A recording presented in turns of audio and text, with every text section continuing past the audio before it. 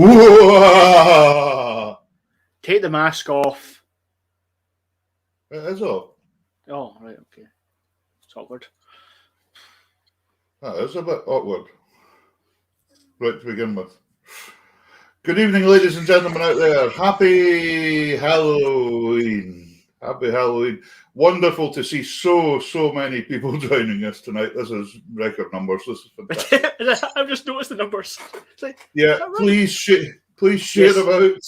Share about. Let us know where you are, folks. It's wonderful to know how you are. Obviously, we're on Music from Scotland tonight as well. We're on about 4 Facebook pages. We're on YouTube Live. We're on Twitter Live. If there is anybody out there, Music from Scotland, there we go. There's Music from Scotland saying, let us know where you are. It'd be wonderful to know where you are, folks. Absolutely fantastic. It's a pleasure to be going out on Music from Scotland tonight. Thanks to Adam and Dale that do all the work there for that, for letting us go out. If you've not joined us on this page before the Tartan Tunes one and seen the show, it's an interview show with amazing musicians every week from 8 o'clock to 10. And Davey Hunter and myself, Peter Wood, host it and try and play some great music. Tonight we've got amazing fiddle music from Isla Ratcliffe and amazing accordion playing from Craig Payton. So it's going to be absolutely fantastic, phenomenal wee night. But it is Halloween, so what have you been up to this week? Anything good? This week I'll be working. Oh. So that's about it. But I did go to the session at the Fisherman's Tavern in Broughty Ferry on Thursday night. Okay, yeah, brilliant. How did that go? That's the first time I've been down there for about 2 years. Oh, wow, wow. Did people notice that you looked a lot older? Or? Thanks, Peter. Yeah, okay. You've got a wee track you've picked for us tonight. I do. Okay. So, it didn't happen this year, but generally at the session, there's always the same song is sang every year this time of year, and it's a Matt McGinn song. So we're going to go with Matt McGinn's version of that song to start off. Brilliant. And it's about your hometown. My hometown. and it just so happens that's where Isla's currently staying as well. Yeah, everybody's in Dundee tonight. Dundee's a popular place. Right, here we go. It's got good internet as well. Yeah, enjoy. Here we go.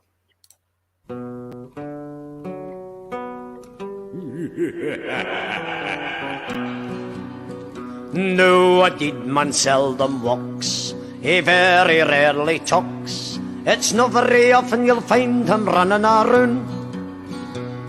But I am a refugee for a graveyard in Dundee, and I've come to haunt some houses in Glasgow town. I've come to haunt some houses in Glasgow town. The reason I arose was to get myself some clothes, for it really gets hell of a cold below the ground. But I whispered to myself, I think I might as well hang around for a while and have some fun. Hang around for a while and have some fun. A man put out his light on a cold and wintry night. I showed him one of my eyes and slapped his heat. He says, oh, and I says, pooh. He says, who the hell are you? I says, don't be feared, I'm only a man that's dead. Don't be feared, I'm only a man that's dead. Now the fella knelt and prayed, and this was what he said. Why in the name of God have you picked on me? So I pulled away his rug, and I scalped him one on the lug. The reason, says I'll very soon let you see. The reason, says I'll very soon let you see. When he brought the police in, I battered him one on the chin. The police turned around and he blamed my friend. He marched him to the jail, he'll be in there quite a while, but I'll see nobody takes his single end. I'll see nobody takes his single end. Now the police thought him daft, and a lot of people laughed when the fella said a ghost was in his house. But what the fella said was true, and I might be visiting you. So just remember I'm still on the loose. Just remember I'm still on the loose.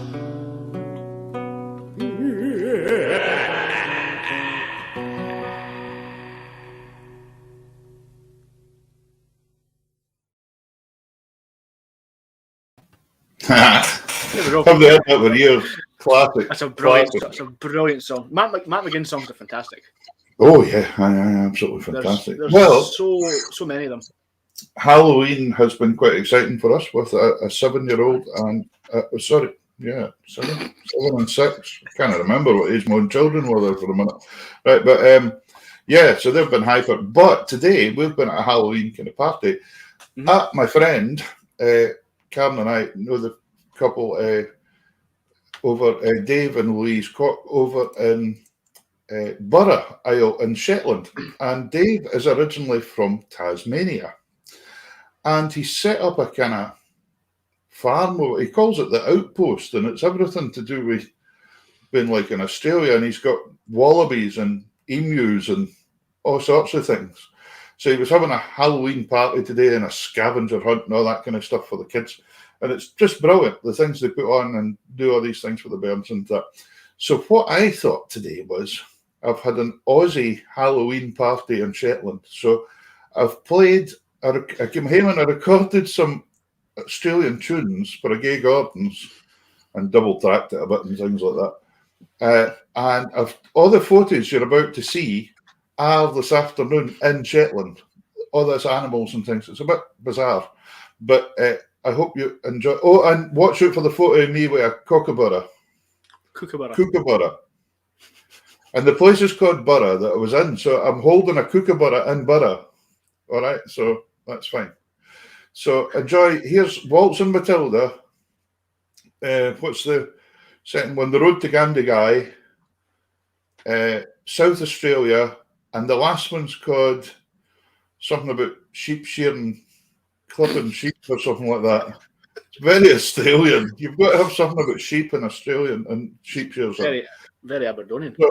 So enjoy this. This all happened today, folks. This is it. So here it is. Aussie Halloween Shetland party thing. Here we go.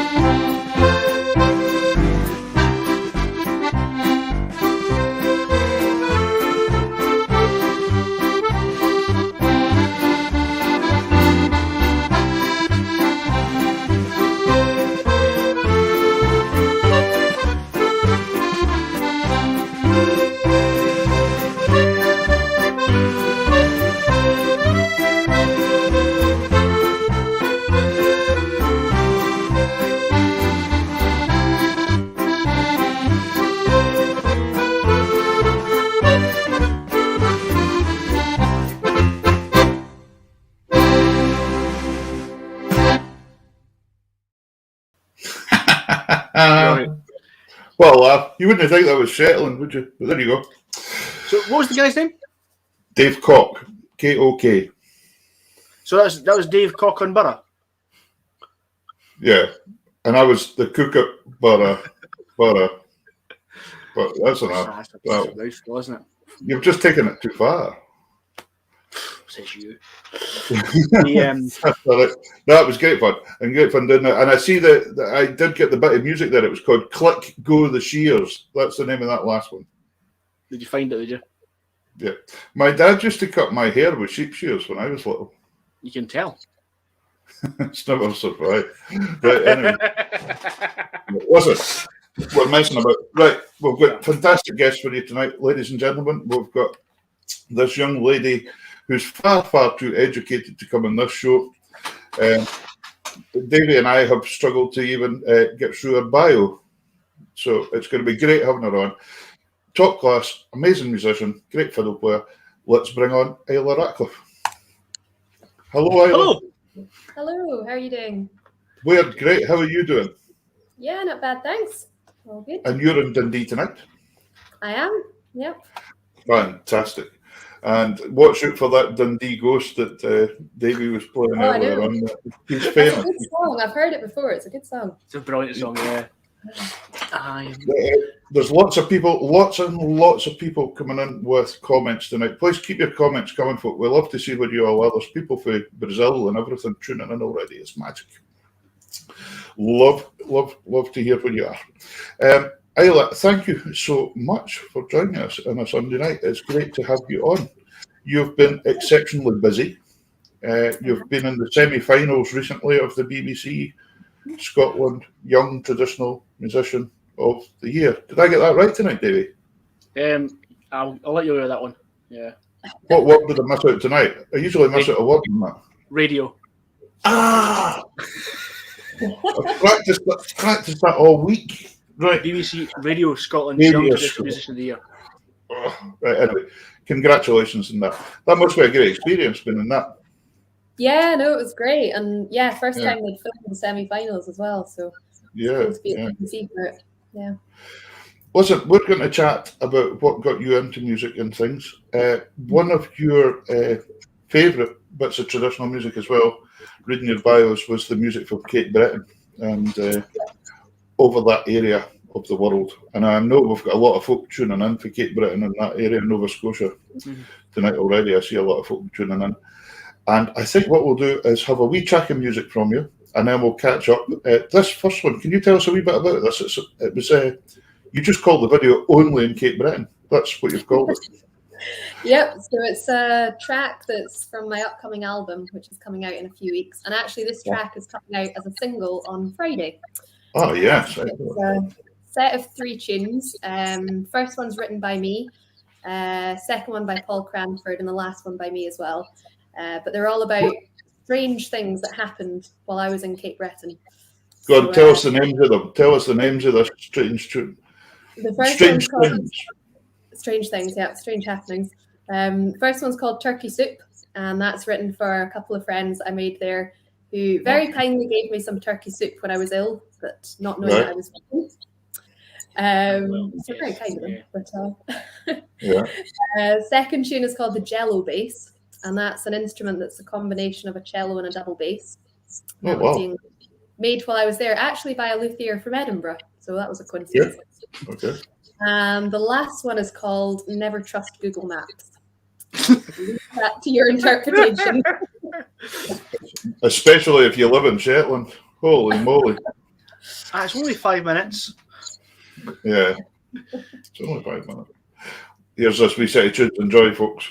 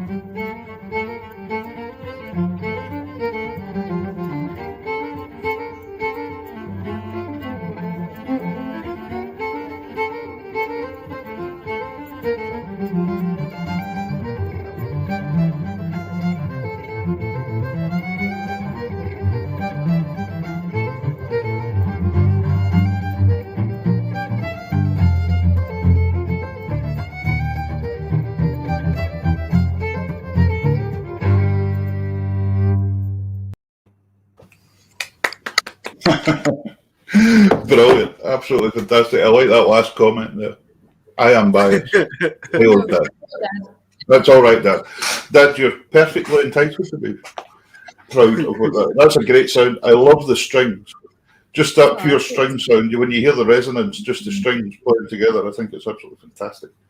What's really nice. I noticed somebody asking there, why were you under canvas and where were you? Yes, it was at Under Canvas at Eden Court in Inverness. So their summer series. It was back in August, start of August. Fantastic. Yeah. So and it was the first live gig I'd done in like 17 months. So wow. It's been kind of strange, a bit crazy. But what was I going to say? So that's coming out as a single this Friday. It is, yeah. Where can folk buy that? Where are we going to be able to get a hold of that? So that'll be on Bandcamp. So if you just search my name, Isla Ratcliffe, in Bandcamp. And then there's also will there be a link on your website to it probably as well? Yeah. Magic. So there's Isla's website, folks. It's a nice website, Isla Ratcliffe. I like these addresses that make sense. But, it's just easy to remember. And I had a look on. I've been looking through Isla's. It's a really nice laid out website. You've got a lot of information on it as well there. So jump on and have a look at what Isla's up to, and you'll find out a lot more about her. She's, as I said, Isla has got many strings to her bow, and we're going to talk about some of them tonight as we go along. Where did your passion for music start when you were very young? Where did it come from? Well, I started classical violin lessons through the Suzuki method when I was 5 years old. My mum plays fiddle, so she was on a ski course, I think, with someone whose child learned through the Suzuki method and was chatting to her about it, and yeah, she thought it sounded really good, so started me on lessons when I was 5 years old. And we'll chat a bit about that later on, because I'm going to come on to your own teaching now and as an educator. But you still use the Suzuki method as well, don't you? I think you use parts of it. Yeah. So we'll chat about that later on and let people know a wee bit what that is, etc. Because a lot of folk at home might be thinking we're talking about motorbikes or something. So we'll let them know that it's completely something different. So traditional music then, that was classical side. Did you have an interest in traditional music at all when you were younger then? Or? Yeah, so my mum, as I say, she plays fiddle. So she taught me a few tunes as I was growing up and went to a few fiddle workshops, and we were always going to Kaylee's and listening to trad music in the car. So brilliant. It's always there. So where did you grow up then, Isla? Where did you grow up? In Edinburgh. In Edinburgh, Edinburgh. So well, there was always plenty to do in Edinburgh. I went to school in Biggar when I was young, so I wasn't that far away. But so Edinburgh was always the place we went. But fantastic. So from there, you went to school. You kept up your musical studies right through. Yeah, so I went to the music school at Broughton. Did violin. Oh, did you? That's when you went? Okay, right. Because our next guest later on, he went to the Aberdeen Music School as well. Craig, he went to the one up in Aberdeen. So, but it was great to have these schools that were there specialising in the arts. So, when I was reading your bio earlier on, I phoned Davey and said, "This girl's just far too clever to be on our show." I said, "I don't know how we're going to get through all this." And I said, but really very interested. Some of your interests, we're going to touch on these as we go through the show. Cultural politics. You're very interested in environment. When I started doing my master's, it was in music and environment, which was quite interesting.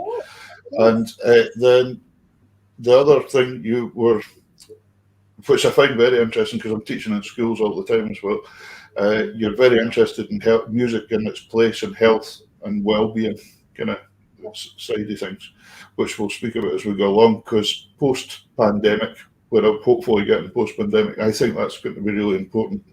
And even more so possibly than actually in the middle of it, kind of style thing.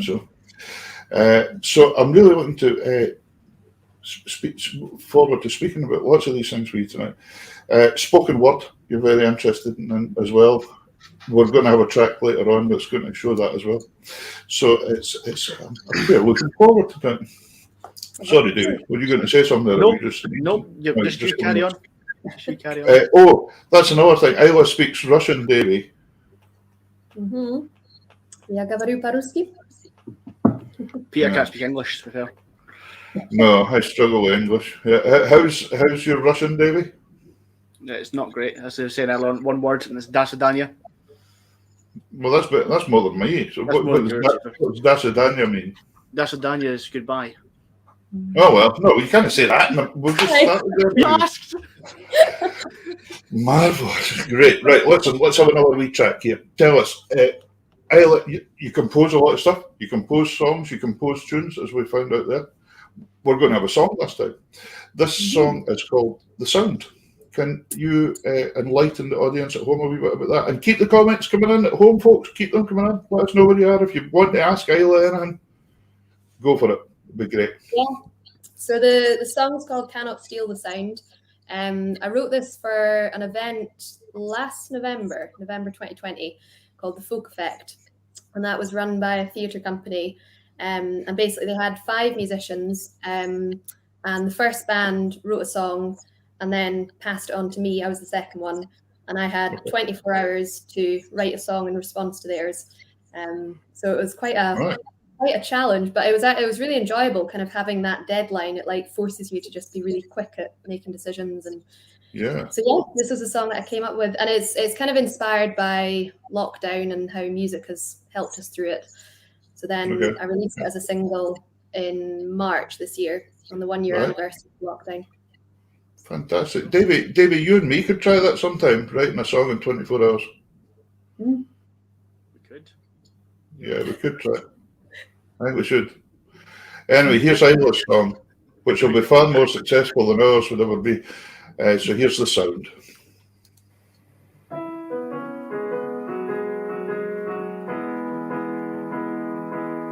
Last night, April came, told us she had to stay. She changed our day to night. We stumbled on butterfly, shut her cry. Oh, sigh. But I'll whisper you a song I like.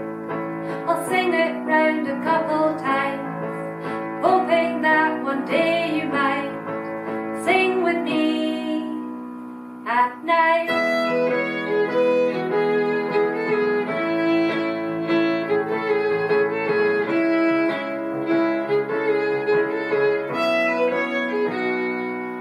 We made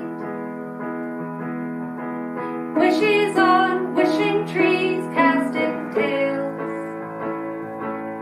of light, burning light.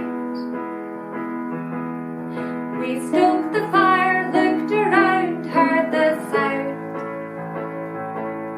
of life, and we thought even on the shortest day, in what feels like the longest year, the darkness came and stole the light. But it cannot steal the sound.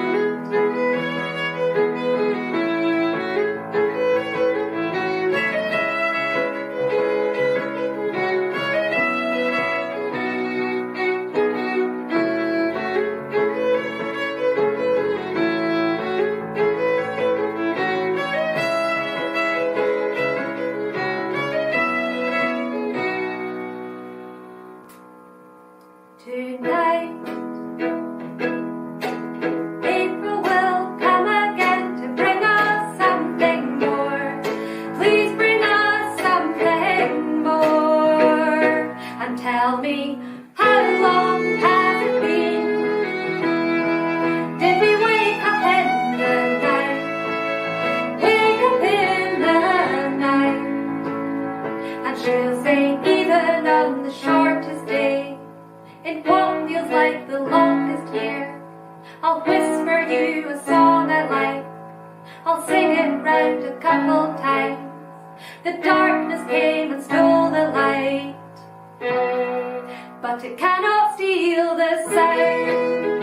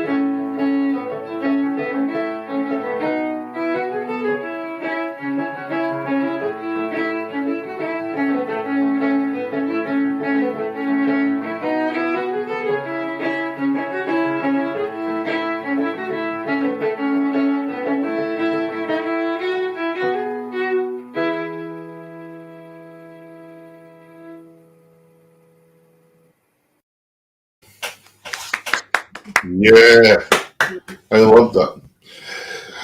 Cannot steal the sound. Cannot steal the sound. Fantastic. Really, really nice. Lovely. Lovely song. Lots and lots of nice comments coming in this on how much folk are enjoying your voice. How long have you been singing for, Ella? Oh, all my life, really. I remember joining a choir when I was 8, but yeah, I lived with my granny growing up, and she was always singing songs around the house. So yeah, for as long as I can remember. Yeah. Right. After school, you went to Oxford. I did. Yep. You did. Yeah. Now, one of the things that I find incredible was at Oxford you done your dissertation on the role of Scottish music in the Scottish independent, the referendum, wasn't it? The role that it took on. Yeah, the role of music in the debate. Yeah. In the debate. Wow. Tell us a wee bit about that. How did you come to that? What inspired you to do that anyway?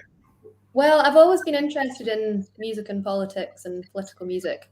And so then when I came to writing my dissertation, that was obviously, that was in 2016 I was writing my dissertation. So it was the referendum was very recent, and it was a, kind of a live case study that no one had really, people hadn't looked at much yet. So yeah, no, it was fascinating. I interviewed about 16 musicians, I think, who'd in some way used music in the debate. And yeah, it was great just hearing all their, it was used in so many different ways. Like there were... Yeah. Well, what kind of ways was it used then? What was... Well, there was music at protests. There was songs like specifically written for one side or the other. But then the music that I particularly like is the music that doesn't really tell you one way or another. And it brings up the issues, and it's up to the audience to kind of decide. So there was something called the Bus Party, and that was based on the original Bus Party from the devolution referendum. So that was, I can't remember everyone that was in it, but Corrine Paulwert was one of them. And they travelled around in this bus around Scotland, basically having a conversation with local people. So singing songs, reciting poems, there was some theatre, some dance. It all kind of brought up the issues that the debate was about. That was fascinating. Well, I bet that was a surprise when that idea was laid on some senior lecturer's table in Oxford. I know. My lecturer really enjoyed it, actually. He was, yeah. Fantastic. It's great. So after Oxford, you went on and then went to Glasgow, did you? Yep. So I did my master's at the RCS, 2-year master's. Wow. And was that the traditional music one? Yep. Yeah. So I had a year out between Oxford and RCS. And fantastic. So in a way, you kind of crossed over, but I think you did tell me earlier on that the Oxford course was quite academic.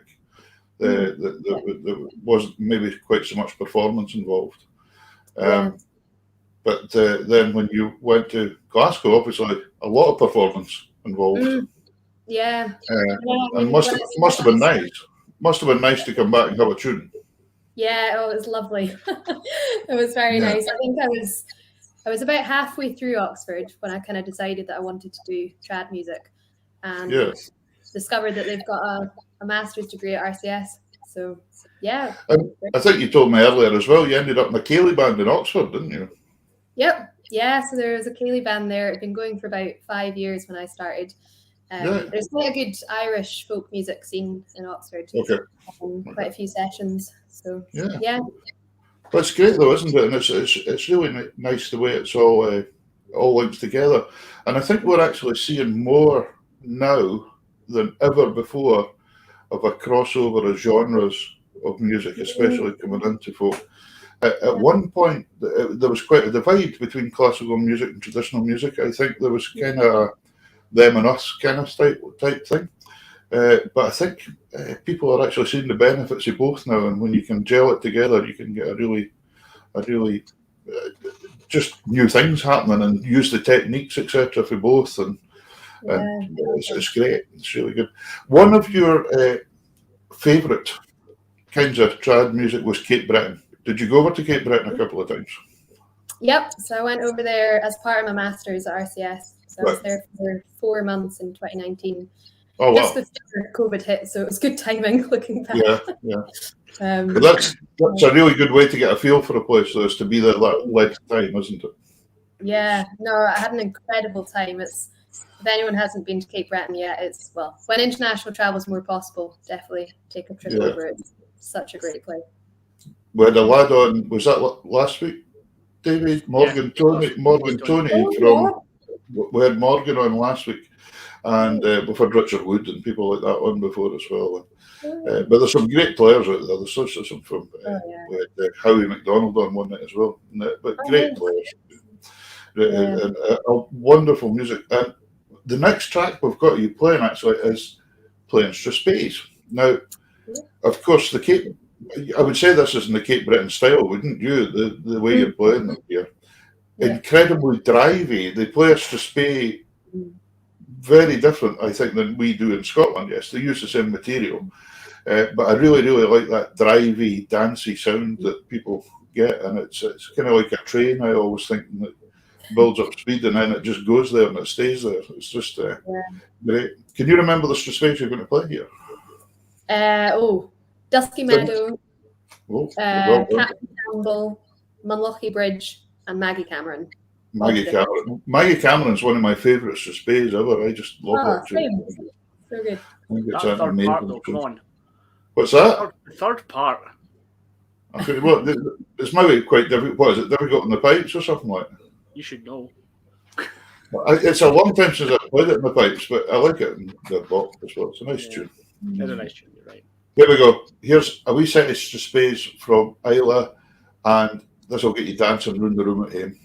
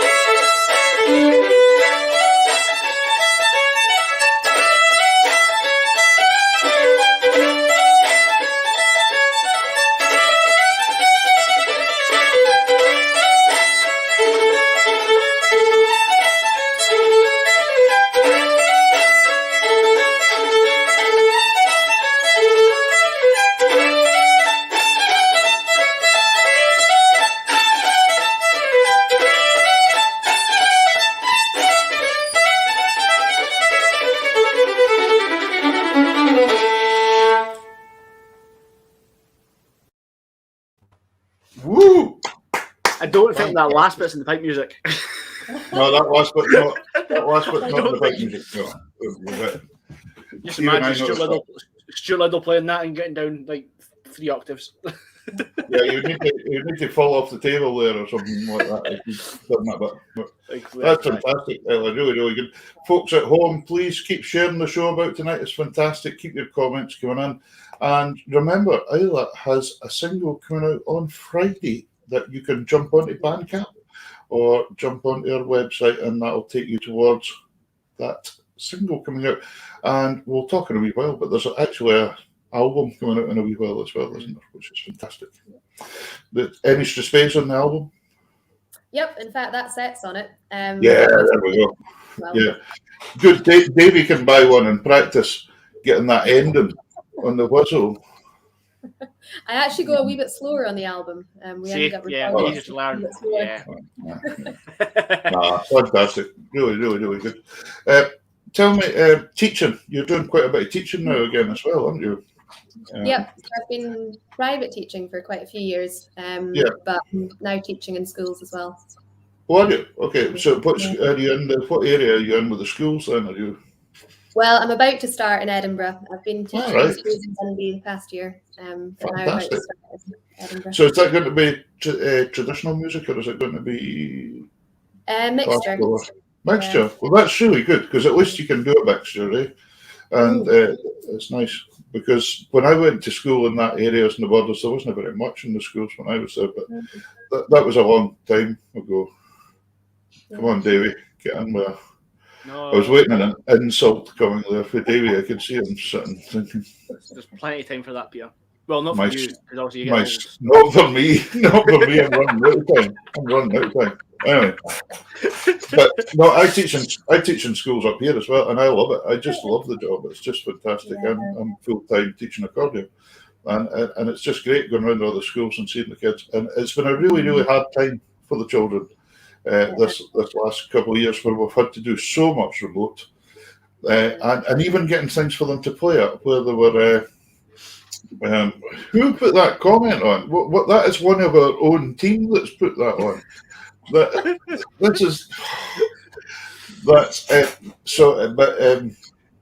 I just love it. But the one thing I found hard is having things for them, goals for them to practice towards, like concerts and events and festivals and that. There's just been nothing. And it's really hard that, and even the mixing together and getting to play with each other, and play music together, because as you well know, it's such a huge part of keeping it going and interesting and things like that. And so do you take on, have you got space to take on people still, or if folk get in touch with you, you could maybe squeeze them in there? Yeah, possibly, yeah. Right, okay. So folks, if you want an excellent tutor who's qualified to the hilt, there's the lady to get in touch with, so you can get in touch with her through the website as well. And because there is a section on teaching on Isla's website that I had a look at. Sorry to interrupt you. So for those that are completely uneducated at all, can you explain the Suzuki method? Why? Go for it. The Suzuki method is, well, it was thought up by a man called Dr. Suzuki, who was Japanese in the 1940s, 50s. So just after World War II. And basically, well, it's technically called the mother tongue method. So it's basically teaching music based on how we learn a language. So if you think of when we're babies and we're learning to speak our native language, we learn by listening, and we don't learn to read until we're, well, quite a few years after we've been born. So it's teaching music in the same way. So there's a lot of listening. There's a CD that kids listen to every day, just in the background. All the tunes are taught by ear. So it's kind of, in a way, like we do in trad music, but for classical music. Okay. The parents are involved as well. So there's a triangle of pupil, teacher, parent. So the parents come to all the lessons and support the child at home. So the whole thing's done by ear, mostly by ear then? Mostly, yeah. You learn to read music after about 1 or 2 years. Wow. Right. I didn't realise it was as long as that, because I've never come across anybody using the Suzuki method with accordion yet. So Oh, that's true. I don't think there's a Suzuki accordion book, but there should be. Maybe I need to start something. Maybe I need to investigate something here. Yep. Yeah, there we go. There we go. What you need is somebody with like a BA and a master's behind you as well to help out. Yeah, somebody like Isla. But it's really interesting. And it obviously works because there's so many students have gone through it now. It must be hundreds of thousands that's went through the Suzuki method now. Yeah, So, and it's also just, it's about more than the music education as well. Like, you know, kids their self-esteem and their confidence is really built up because they're basically constantly perform, because there's group classes as well. So that's kind of like a semi-performance because all the parents are there, but it's not presented as one. So yeah, no, it's which quickly bringing me on to your interest in the impact music has on well-being, because that's really what we're talking about here as well, aren't you? Confidence and things like that. And I think, as I was saying, post-pandemic, I think possibly there's going to be an even higher need for music to do its place. Lots of us as musicians have been working hard through the pandemic to still get stuff out, say online or something. And a lot of people have really appreciated that, but I still feel that there's going to be a huge demand for it now that we've got through this, because we're still in a very unsettling time that people aren't really sure what to organise. There seems to be a plan B to everything just now. And it's just getting that. But have you done much work with wellbeing and music yourself? Or? Yeah, so I've worked with quite a few community music projects. Drake Music Scotland, Turtle Key Arts, that was down in Oxford. Right. The Grassmarket Community Project in Edinburgh. Right. Star Catchers over in Fife I was doing a few songwriting sessions for young parents and their babies there. So yeah, done quite a variety. Fantastic. We've got another little track from you here. I think this is one you probably did in lockdown because you've double tracked everything here. It's Kearney's Canter. It is, yes. This is when everyone was doing lots of split screen videos. I caught the bug. Yeah, I'd love to. I wonder what Mr. Suzuki would have made of this. How he would have taught that one. That's true. The Suzuki method for Kearney's Canter. That'd be good. Here it is.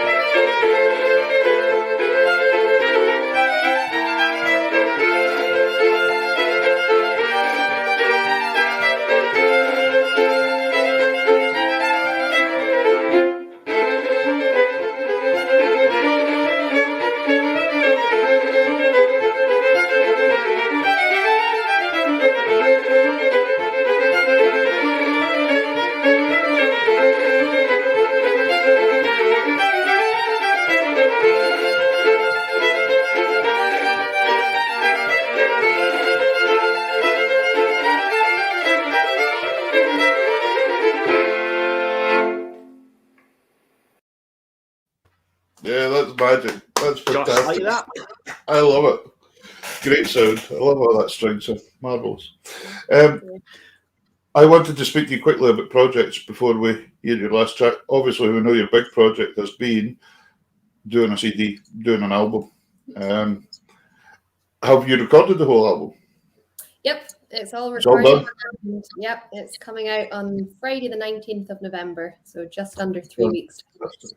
What's the album called?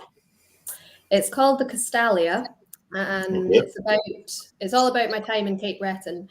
And also I took two trips to New Brunswick, which is just next to Nova Scotia, because I found that I've got some distant family there. My third and fourth cousins are there.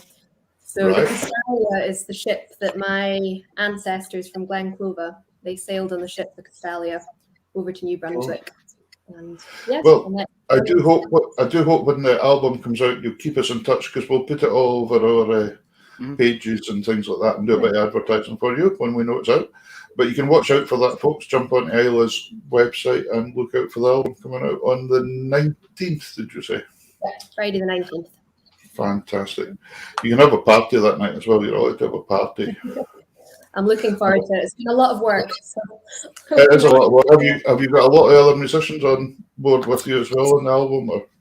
Yeah, so I've got Ellen Gear on cello, who was in the first track that we played, and then also Annabelle Bouguet, who's a step dancer in the States, and Adam Young, who's a pianist in Cape Breton.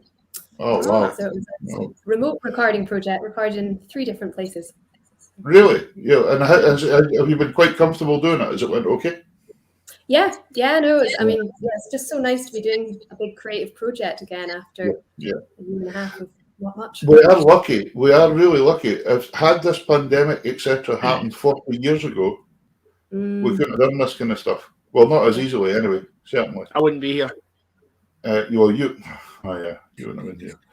But apart from that, the thing is that, I've always thought it's opened up the world of recording, because when you're looking at remote recording, say you maybe wanted a very specific thing. You wanted panpipes on from somebody in Bolivia.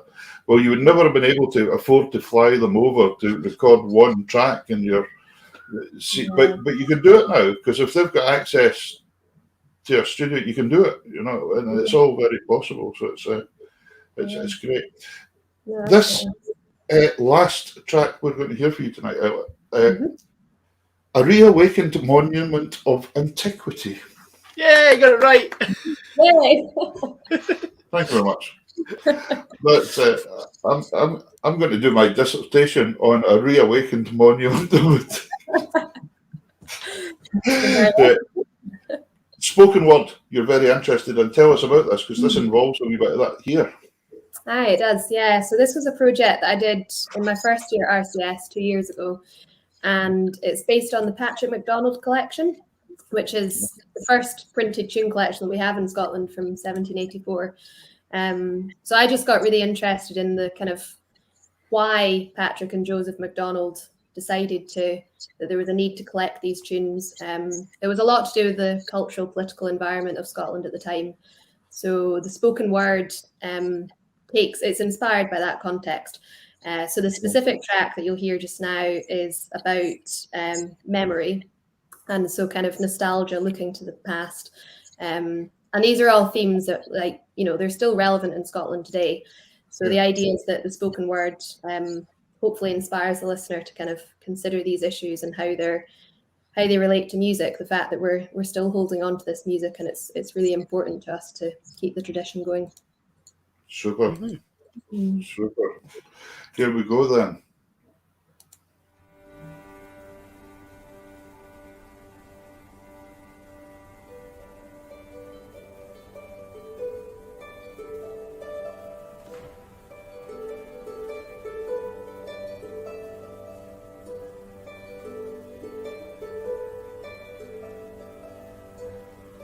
Scotland, homeland of memory.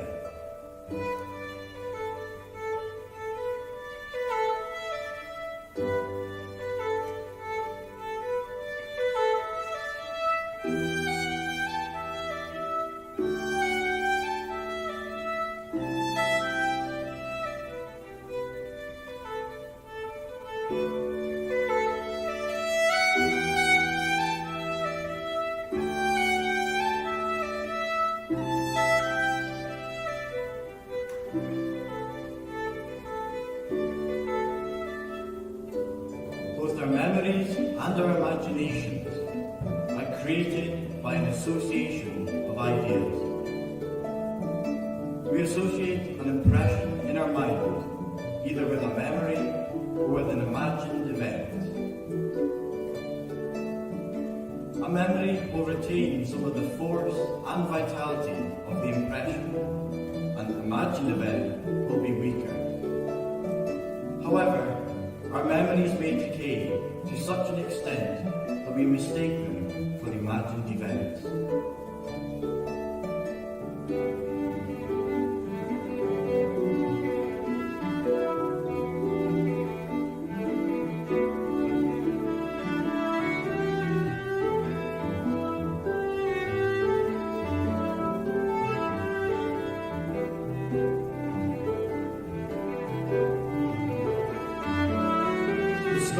something to plead for their easy reception of improbable fiction. They are seduced by their fondness for their supposed ancestors. A Scotsman will always love Scotland better than the truth. He will always love it better than inquiry, and if falsehood flatters his vanity, will not be very diligent to detect it.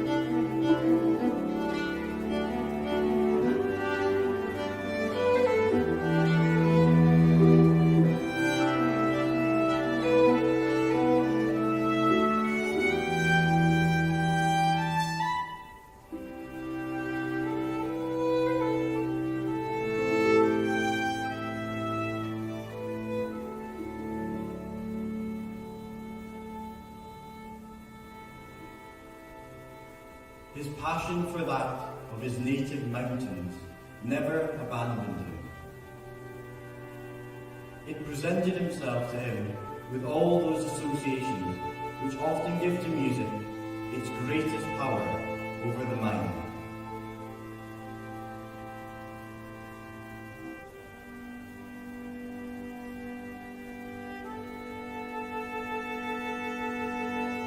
While he played or sung those simple, artless melodies, his eyes frequently streamed with tears.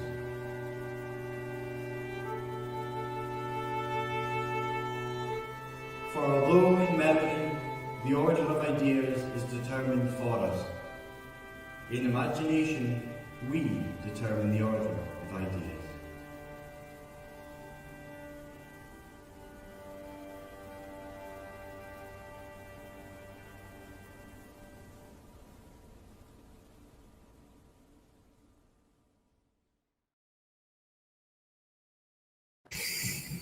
Fantastic.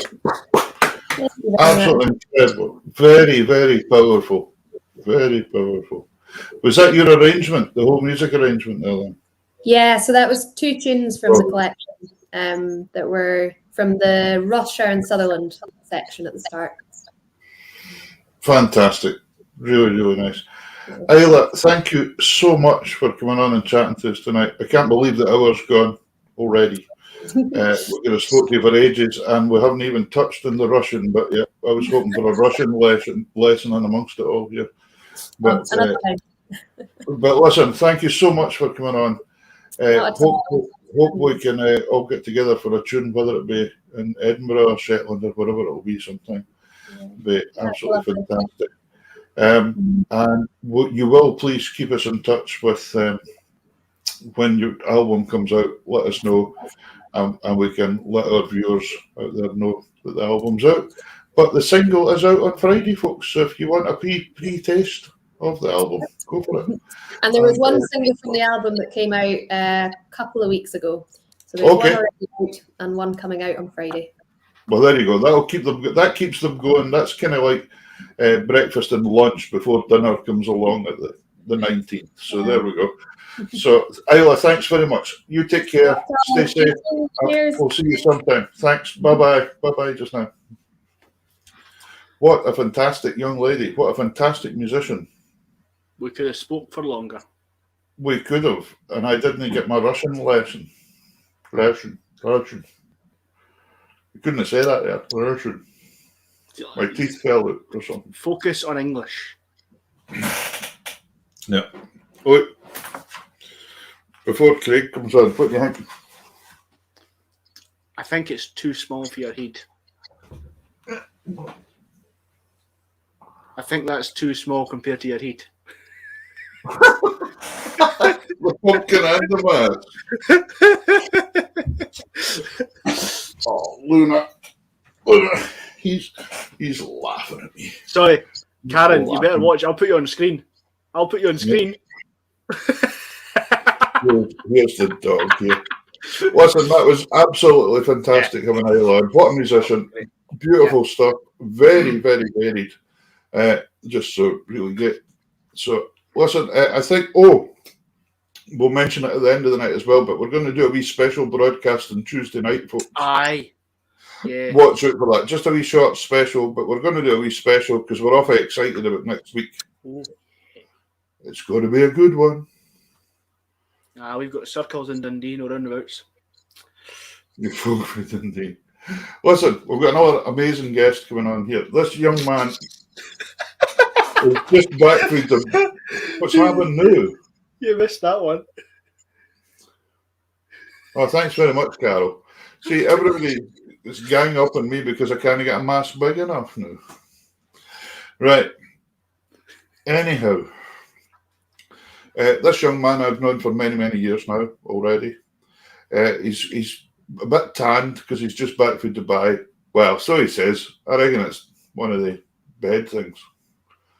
And all that stuff he's been posting on Facebook is just with somebody else's holiday.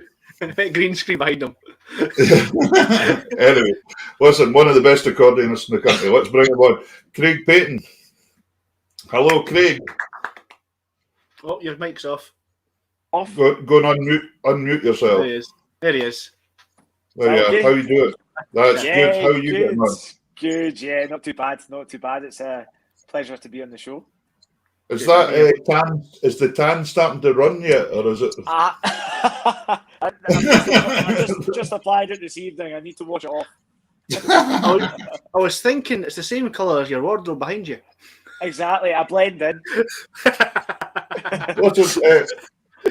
Craig, you're in Edinburgh now, but you were a Milnathort lad, weren't you, to begin with? Yeah. So I lived at Milnathort until I was about 11, and then up to Aberdeen to the music school up there. So so I was up at Aberdeen for 6 years. Then and then I ended up going back up after uni. So I've actually probably spent about half my life in Aberdeen actually, and then now down in Edinburgh. So I actually have a confession to make. I thought you were fae Aberdeen. I didn't realise you were fae Milnathort until I started looking into all this. My mum's still there. Yeah, she's still at Kinross. Yeah. But we have a listener, Vi Todd. You probably know Vi in Milnathort. Yeah. But Vi's on all the time, of course. So she's keeping Milnathort on the map in Perso just now, just making sure it's on the go. But listen, I think what we're going to do here is have a wee quick set of tunes to get the folk into the mood. Remember, folks out there, you're all over the world. Keep letting us know where you are if you've just joined us. And share, hit the share button. We want you to hit that share button. How's your Spanish, Davey? Can you translate that for us? My Russian's better. Muchas gracias. I can get that. Many thank yous. That'll do. Thanks from That'll do. That's fine. That's enough. Right. That one says hi, Craig. I've got that one. You've got that one. There's Stevie Hughes saying hello to you. Right. But listen, this is a wee track that you recorded last year. I think Andy Carey done a wee concert for the Keith Festival last year as well. And they had a virtual festival. And this is one with Postage Jig that you did for them. Yeah. Can you mind the tunes, or do you want to play it first and then tell us the tunes? To be honest, I know the set you mean. I can't remember the tunes, but I know it's off. It's actually a tribute set. It was off a 1960s Dancing with Jim Johnson LP. So that was where I got that set. But yeah, the tunes escape me. Well, that's fine. Audience out there, here's your competition tonight. Let's see if we can work out what Craig's first set of tunes are. Here we go. Here's Postage Jig. Enjoy.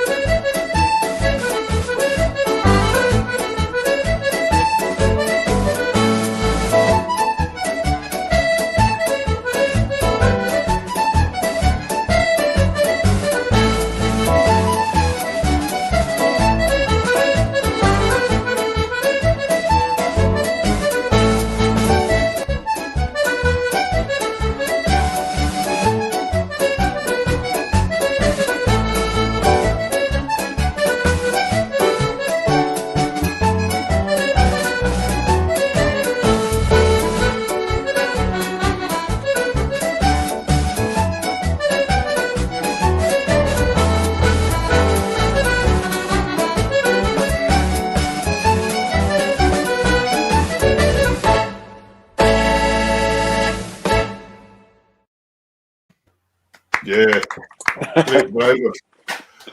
I didn't kind of names of the tunes.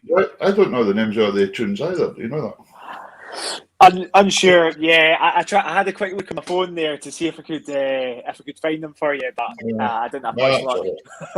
Very, very distinctive Jim Johnson-y sound with the whole set, you know, that came through. So, but it's great, magic stuff. Right.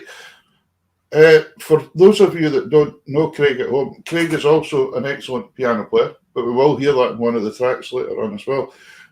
When you went up to Aberdeen to go to the City Music School, was that piano that took you up there then initially, or accordion then that took you up there? Yeah, to be fair, it was actually piano.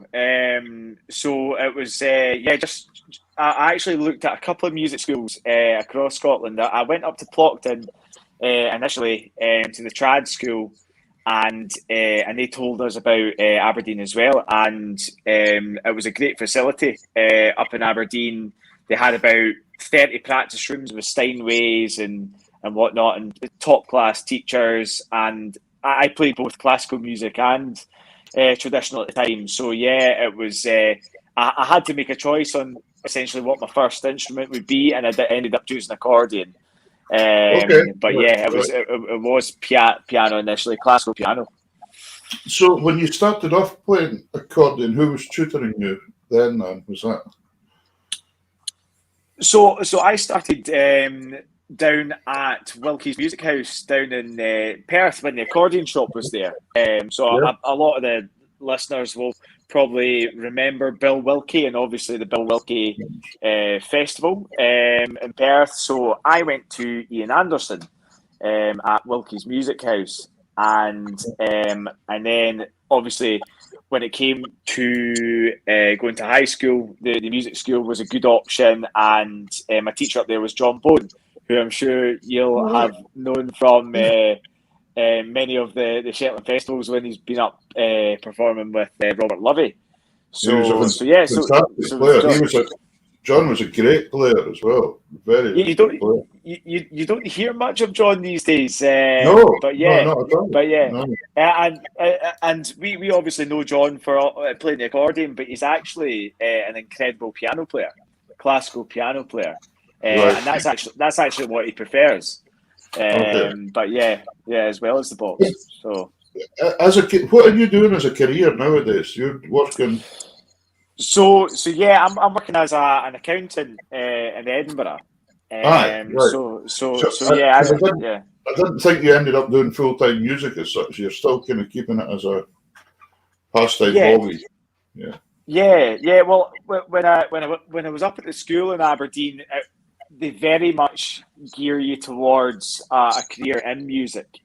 That's the whole point of the music school, and 90% of the musicians end up going on to a conservatoire, whether it be Glasgow or London. And at the time, I actually I did apply for the Royal Academy down in London to go and do classical accordion, but that would have meant essentially relearning the instrument to a free bass and such like. So I just decided that wasn't for me.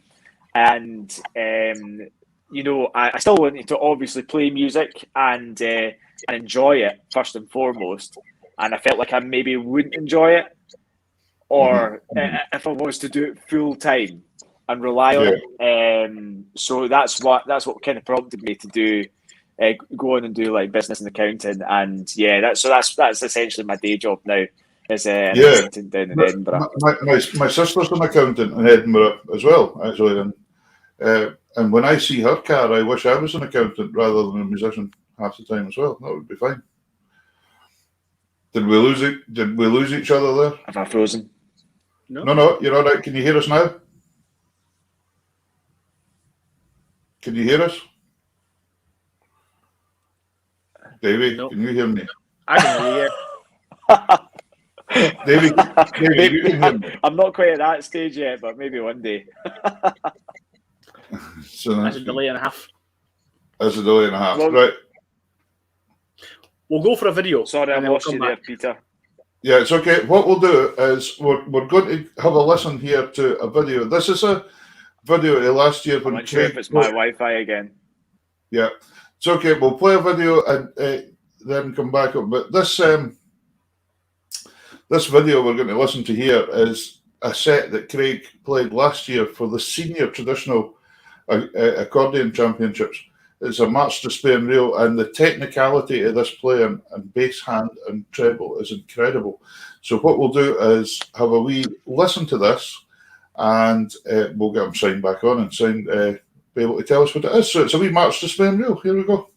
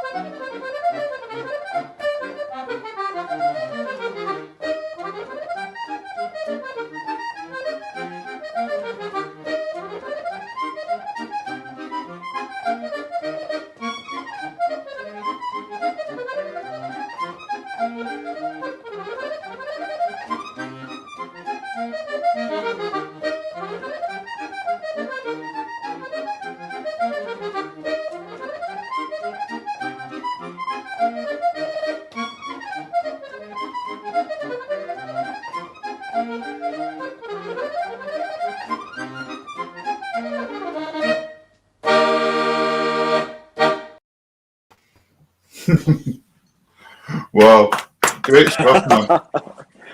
Are we back? We're back. You're back. You're We're back. back. That was awesome, Glenn.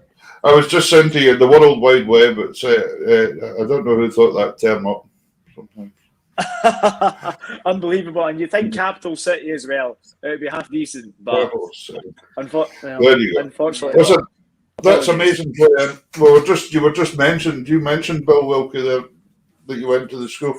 That was a set that you played last year online for the Match to Spain Rio. The Match to Spain Rio, it's changed a lot. When did you win the seniors first? You won it in 2010, I think you were Scottish champion, weren't you? I think it was 2010, and then I think I won it in 2015, and then took a couple of years off, and then decided to do the whole virtual thing. First time was 2010, and I think my playing's kind of changed a bit since then.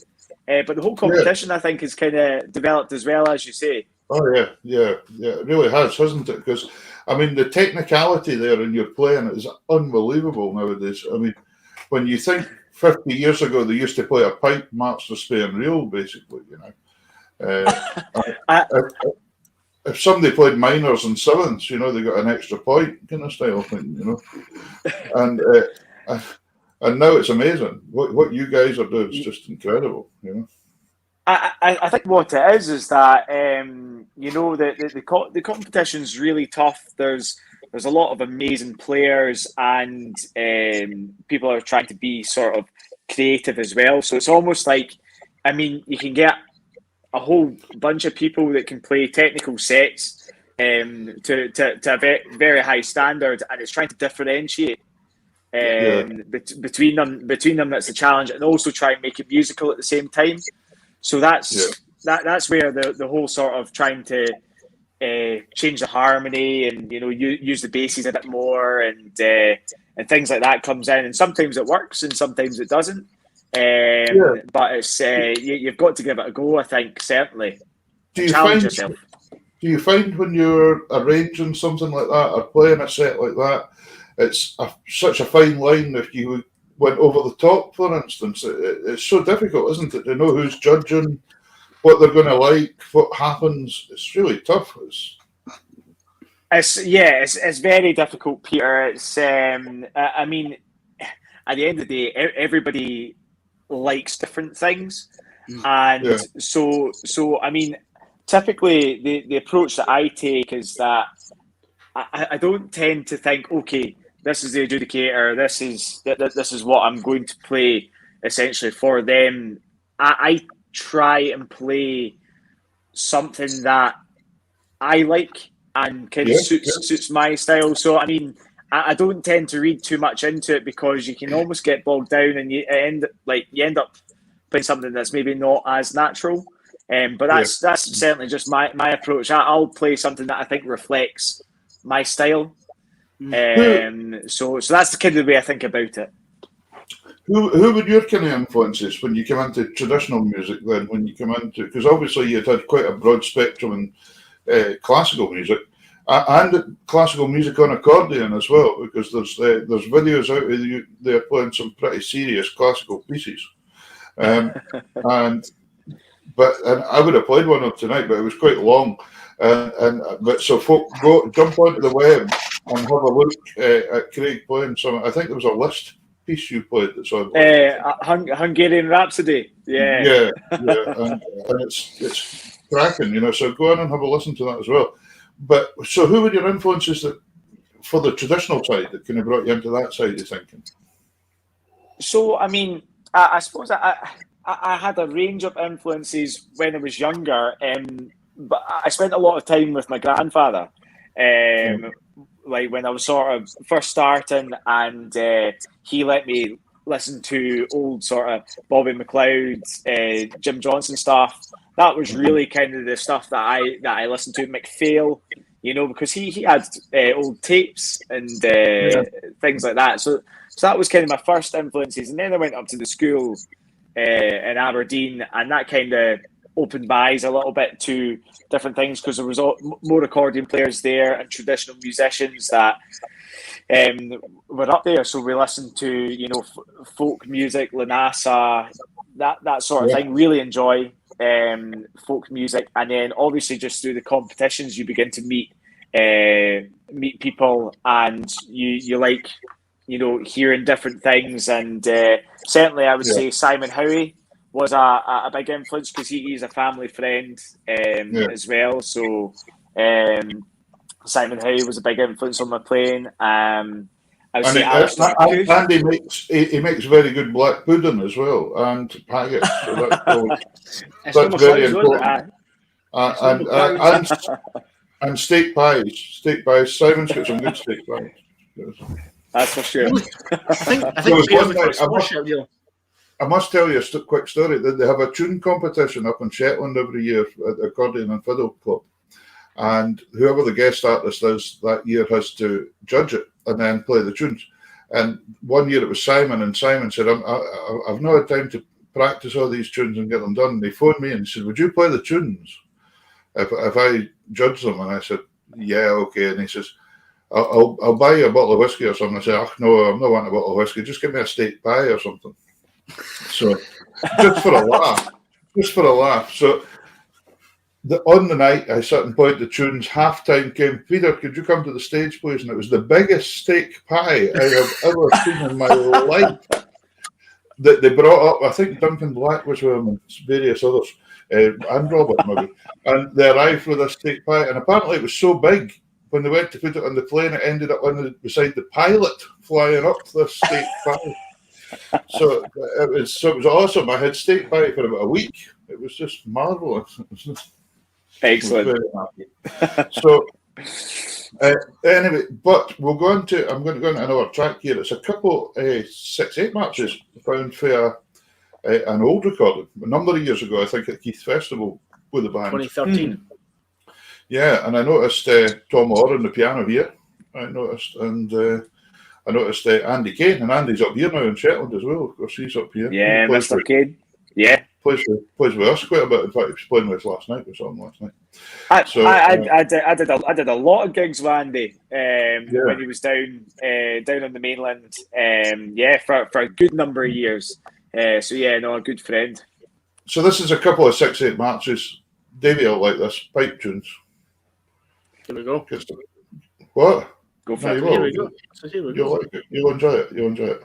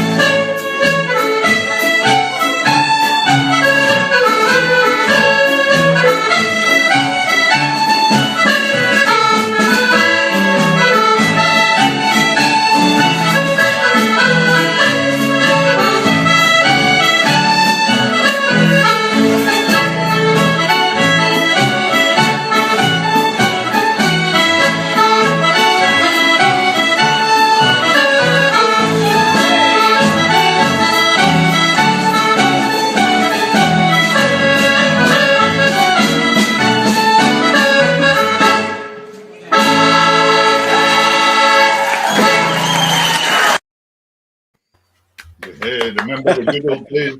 The good old days when folk cheered and clapped and things. When I had hair. That's great. Listen, I think that's something that really shows off what we were talking about there. Like I said, the solo set you played earlier, incredibly technical, hundreds of notes going all over the place, taking it back to a set of swingy 6/8 marches. Not as many notes in there at all, but you've still got a nice feeling in there. So you've still got to feel it for the music, Because I think sometimes you tend to find some technical players find it very difficult to get a feeling out of the music. Whereas you've got a couple of straightforward 6/8s. But as somebody always said, nothing's easy.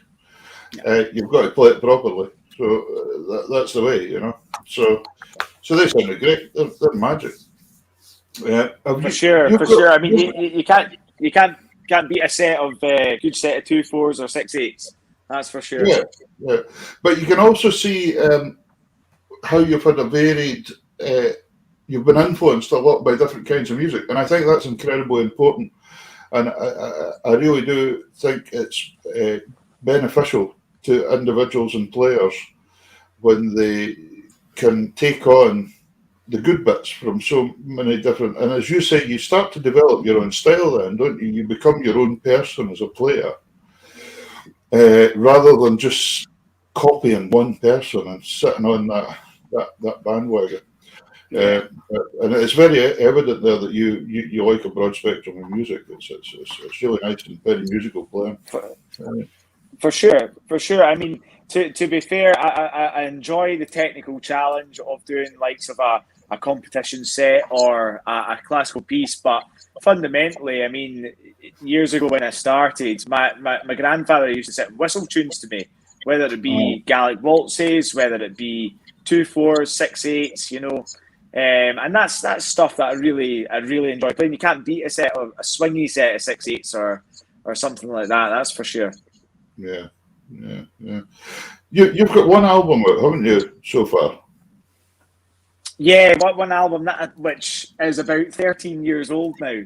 Really? To be fair, already? So... Goodness sakes! It's about time you got your finger out there and got something else started. To be fair, sort of pre-COVID, there was kind of talk about doing something else. I had a few ideas kind of up my sleeve, but then 18 months ago, once kind of COVID hit, I mean, yourself, the music was kind of, well, I mean, obviously you were playing quite a bit with the tunes in the house and such like, but I mean, music was very much on the back burner for me, and I mean, like I wasn't playing at all.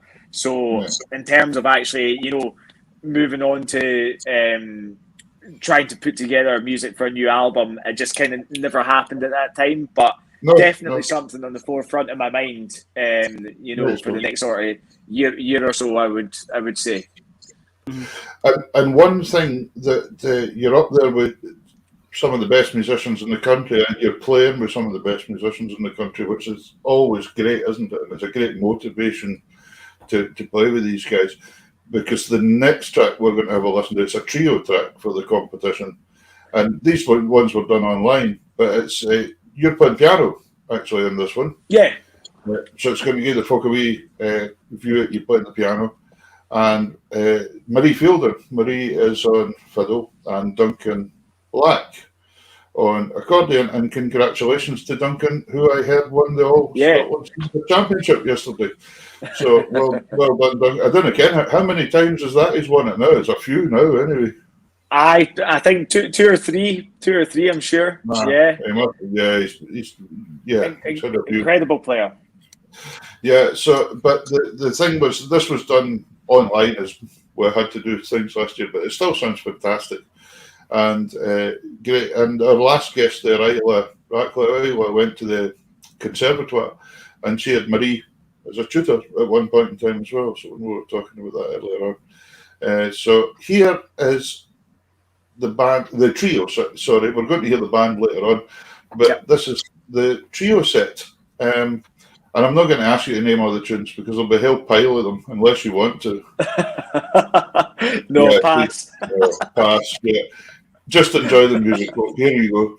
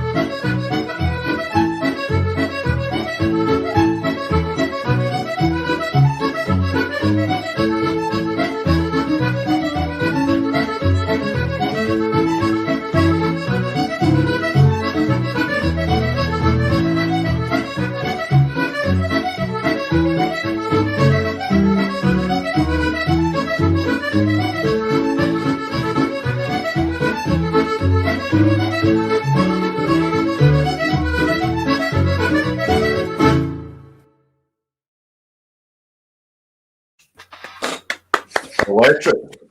Fab. Maggie Cameron turned up again the other night again. See that? Maggie twice. Oh, is And that's the last reel? Yeah.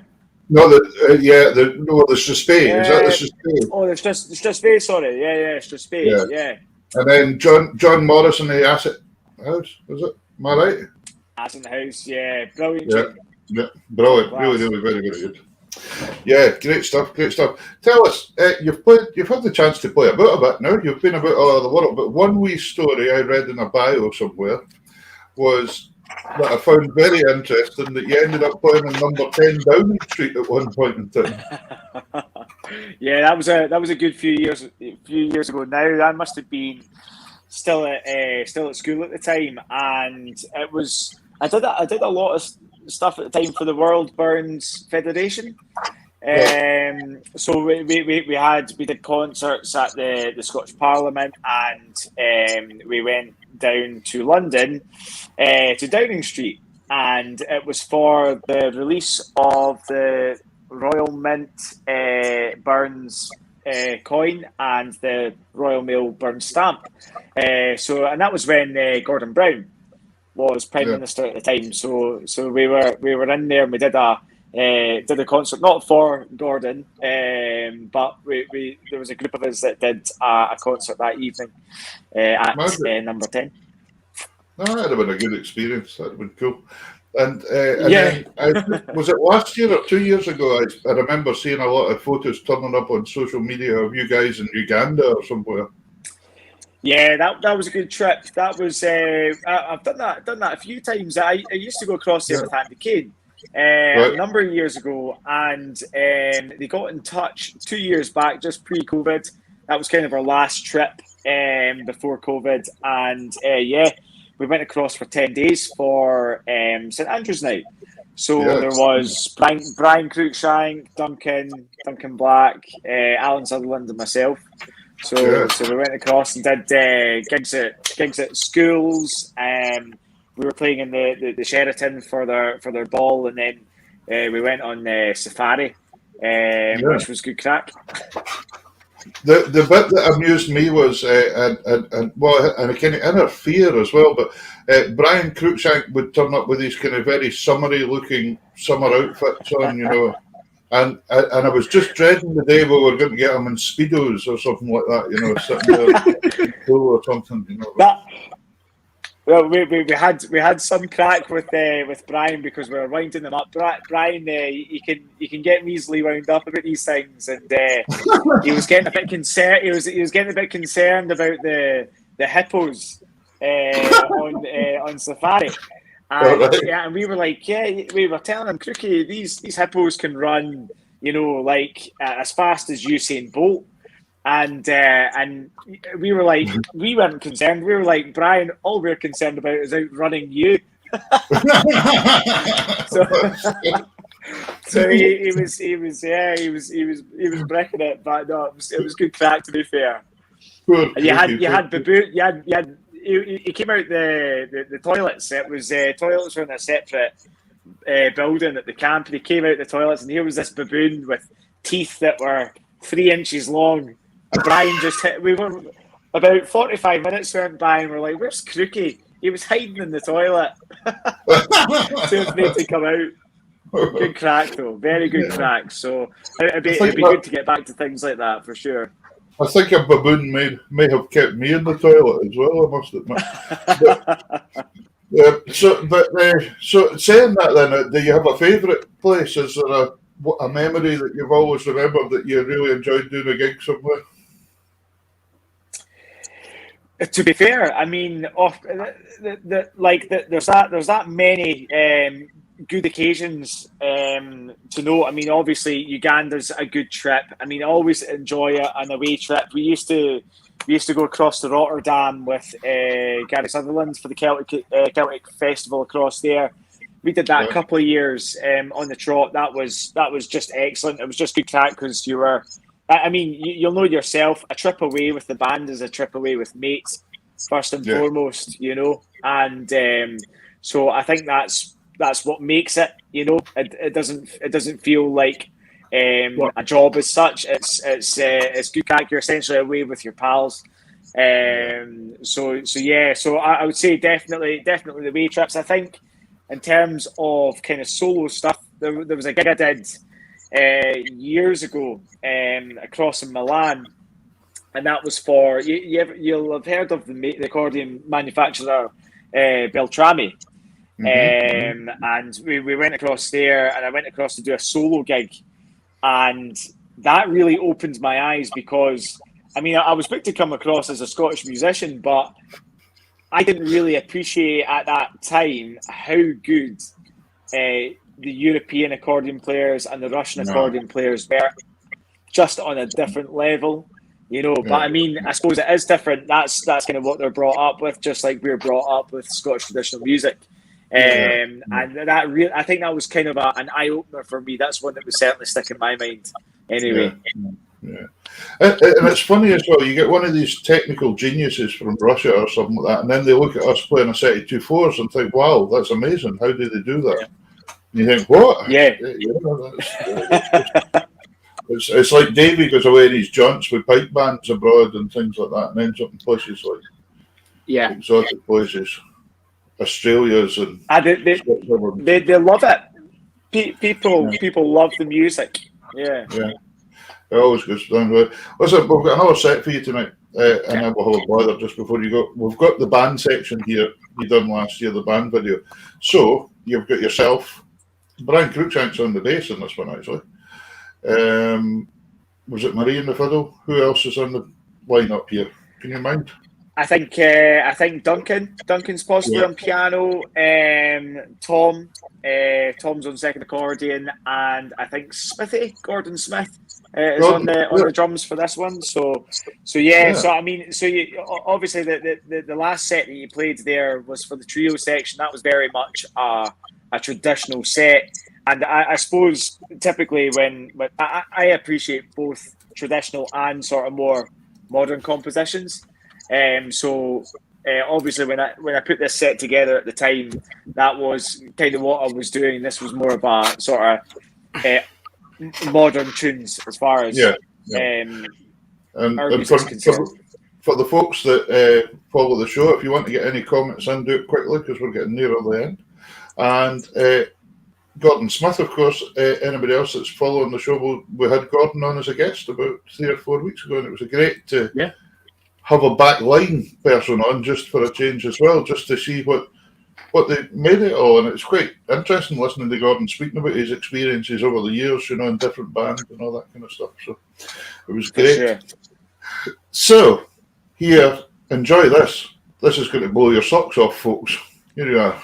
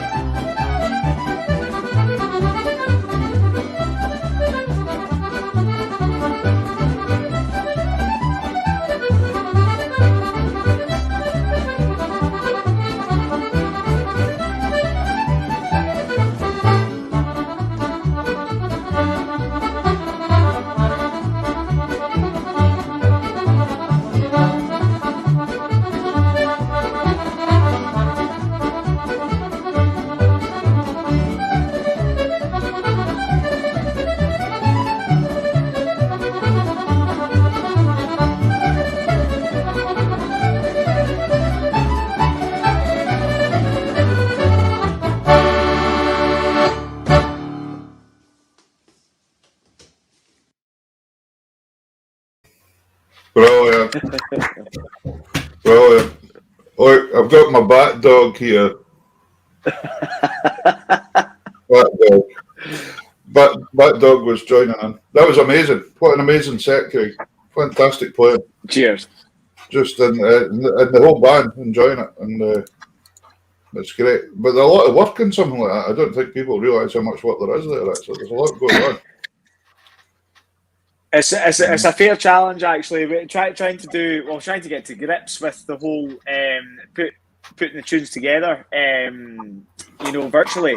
It's especially set with like that with different tempos and such. Like it can be quite easy to get out of the click, So it's for sure. You'll know yourself, obviously, from tunes in the house.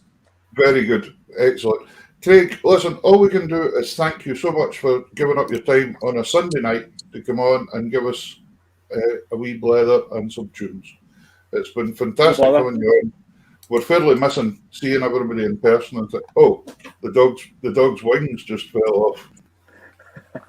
Oh well, never mind. That's what happens in life, dog. Sometimes your wings fall off. That's it. But anyway, no, thanks very much for coming on. It's been great. We've had so many good comments on tonight. Folk have just absolutely loved the show tonight. That's been great. It's been fantastic, and thanks for coming on and giving us some time. Hopefully, we'll see you in person before too long, up in Shetland or down south or somewhere. It'll be great to catch up again. So, for sure. All we can do is thank you very much. Take care of yourself, mister, and we'll see you very soon. Cheers, gents. Thank you very much for having me. All the best, mate. Cheers, man. Cheers. Wow, some fingers on that chap, eh? Mm-hmm. Yeah, he can play the accordion. I'm a bit concerned that the dog's lost their wings. From the SPCA.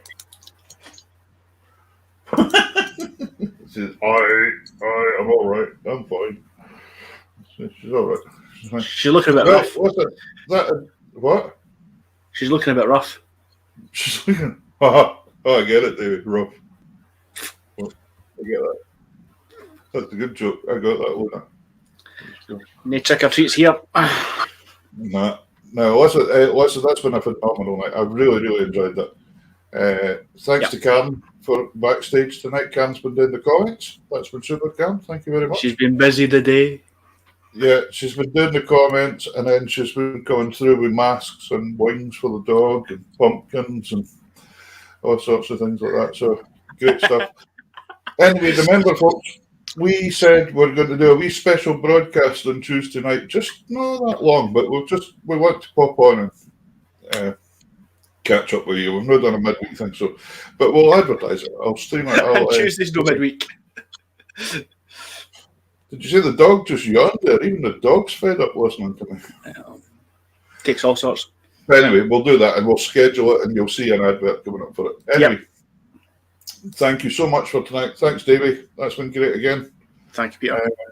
And we'll thanks to Isla and thanks to Craig for coming on and letting us hear all that fantastic music. And most of all, thanks to all you folks at home for joining in and listening to the music. And I hope you've enjoyed some of it tonight.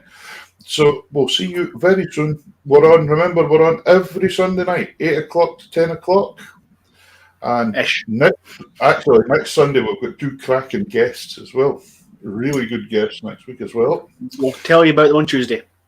We'll tell them about them on Tuesday. Right. Thank you very much, folks. Thanks, Cam. Thanks, Davey. And it's good night from Luna, who's about to fall asleep. Probably, yeah. Right. See you later. Bye. See you later. Bye.